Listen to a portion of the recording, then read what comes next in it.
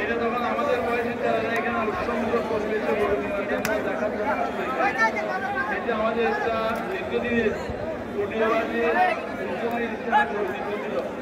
পটিয়া বড় বড় ব্যবসায়ী ছিল, শিক্ষকদেরও ছিল, কিন্তু বাইরে থেকে গরু কিনে কিনত না। পটিয়া স্কুলের মাছ থেকে গরু নিতে, পটিয়ার মাছ থেকে গরু নিত। এটা আমাদের মেলার মতো সবাই আসলো, ঢাকা থেকে আসলো, এলাকাতে জাতীয়তা থেকে আসলো, পটিয়া থেকে গরু কিনতে। এই ইতিহাসটা একটু আমরা বেশি হয়ে গিয়েছিল। যাও আমি আজকে হাতের মধ্যে আমি এসে ছোটবেলার স্মৃতির মধ্যে আমি অনাবাহিকভাবে আমি হারিয়ে গেছি। আমার মনে হয় যে আমাদের ছোটবেলা এসে বাবার হাত ধরেই আবার হাতে এসেছি ছেলে দেওয়ার জন্য।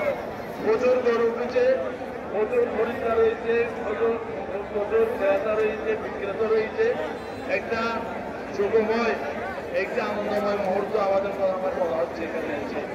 এটাও আমরা যারা খরিদ্দার, যারা ক্রেতা, তাদের সবারই সফলতা কামনা করে দম ধরে রাখবেন না, ব্যবসা কিনে করেন।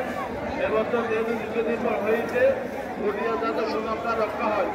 আর টাকা গ্রহণ করার ক্ষেত্রে জানিয়ে বিক্রেতা টাকাগুলো আপনার গ্রহণ করার ক্ষেত্রে নকল টাকা কিনা কোনো কথা হচ্ছে কিনা সেটা বিবেচনায় রাখবেন। সুতরাং আমি মনে করি এখানে আর দুদিন মতো সমাজে শুনিয়া রূপে অংশ রোগ করে আপনার গরুকে যে শর্ট করে তাহলে গরুর দাম বেড়ে দেয়। সুতরাং মাঝামাঝি সময় আজকে শুক্রবার, যেমন শুক্রবার আছে সবাই খরিদ্দাররা বিক্রি করে দেবে। যারা ক্রেতা তারাও কেনার উদ্দেশ্যে এসেছে মাঠের মধ্যে হিসাবে ক্রেতার মধ্যে সমন্বয় করে অবশ্যই আপনারা কিন্তু আপনাদের শুভকামনা করেন। একটা বিশেষ কাজ করতে মিসিং বাংলাদেশ ক্ষুদ্র কুটির শিল্প কর্পোরেশন মিসিং